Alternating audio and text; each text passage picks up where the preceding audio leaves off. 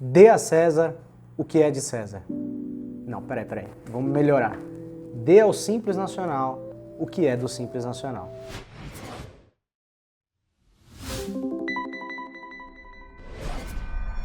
Por que essa frase, esse contexto faz sentido para mim? Então vamos ver se essa reflexão vai trazer aí algumas ideias com relação ao seguinte comentário. O Simples Nacional com a reforma tributária vai acabar.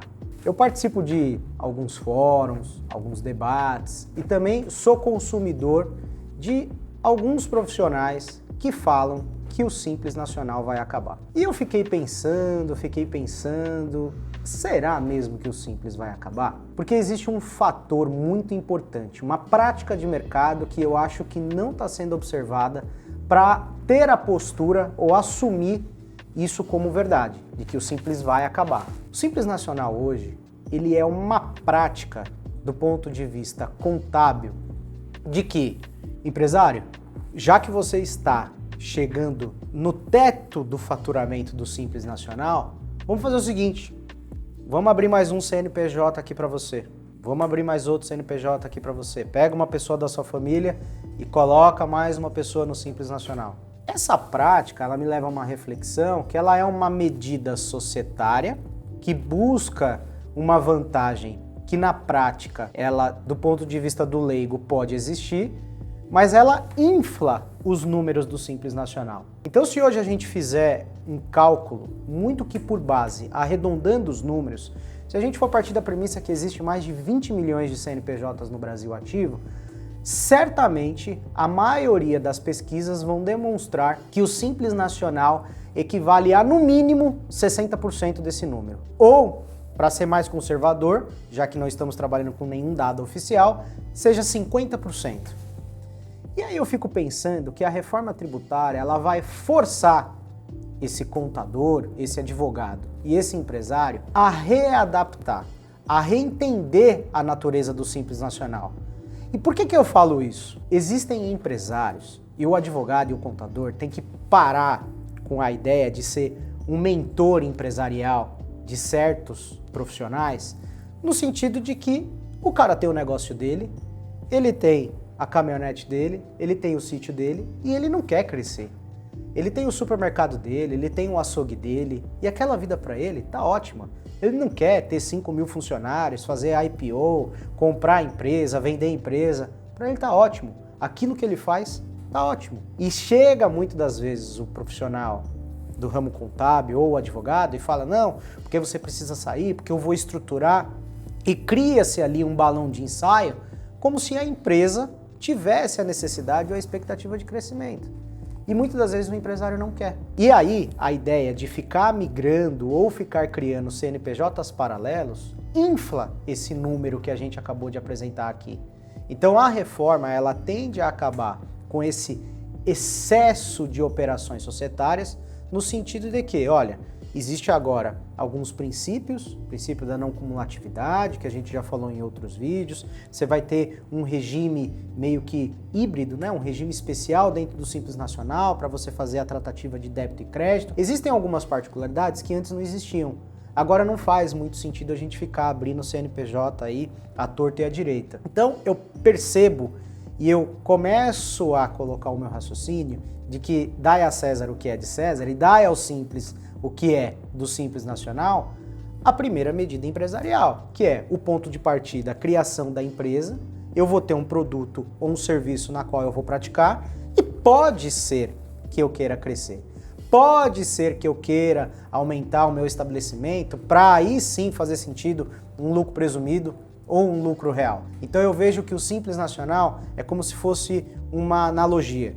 Eu tenho o Simples Nacional, é o caminhão, e o que está como carga são os empresários, que são melancias. Conforme a gente vai andando e o caminhão vai trepidando, a ideia é que essas melancias cada vez mais elas vão se assentando. Então aquilo que parecia um caminhão muito cheio porque estava muito desorganizado, em determinado momento ela vai se ajustar. Eu vejo que essa mudança no Simples Nacional vai acontecer. Isso não significa que o Simples Nacional vai acabar. Então eu vejo que a medida empresarial ou a maturidade, o raciocínio lógico da coisa vai ser, bom, eu tenho um produto e eu tenho um serviço. Quero ser empresário, vou abrir uma empresa, tenho potencial para isso, tenho cliente para isso e vou começar o meu negócio. Ok, você abre, você começa onde? No Simples Nacional. Escalou, vamos para o lucro presumido ou vamos para o lucro real. Mas a ideia de que o Simples vai acabar, eu começo a me distanciar um pouco, tendo como partida esse raciocínio, de que hoje esse número ele representa mais do que 50% com base em qualquer estudo, mas porque ele está inflado. Já aconteceu de eu participar de reuniões onde a pessoa que estava comigo, ela figurava em mais de 22 CNPJs. Então, se eu for conservador a ponto de pegar esse número de 50%, 60% e replicar um CPF a 2 CNPJs, se eu reduzo isso, o meu impacto é de quanto? De 25%, de 30% no número fechado? Então essa conta ela tende a se assentar por conta da reforma tributária e a necessidade de mercado de readaptação dos negócios, mas aceitar a ideia de que o Simples vai acabar ou vai quebrar, eu fico meio longe disso. Doutor, pergunta de leigo aqui, vamos lá, né? Com essas mudanças da reforma e para evitar que as pessoas elas comecem a criar novos CNPJs para evitar tudo isso daí, o teto de faturamento, ele tende a aumentar para ajudar ou não? Pergunta de leigo aqui, novamente. A ideia é que esse teto, que já está muito obsoleto, ele mude. Inclusive, existem projetos de lei para que saia de 4 milhões e alguma coisa para 10 milhões, para 7 milhões. Já existem alguns números que são objetivos para essa mudança. Eu entendo que esse número ele deveria aumentar sim, tá? Até para poder preservar a ideia do pequeno empresário e do regime simplificado. Tem que acompanhar a economia. O país tem que ser um reflexo econômico, mas os regimes também têm que preservar isso. Porque senão não faz muito sentido. O pequeno empresário, 4 milhões. Dependendo da situação, você vai estourar isso em 4 meses. E não é porque ele é um grande empresário, ele ainda é o pequeno, mas é que o fluxo é muito alto. E ele não quer crescer, ele não quer ir para o lucro real, ele não quer ter o problema de escrituração do lucro real. Ou muitas vezes ele não tem um profissional para assessorar ele no lucro real. Então a ideia seria muito mais confortável aumentar esse teto de 4,8, 4,6 milhões, 3,8 milhões.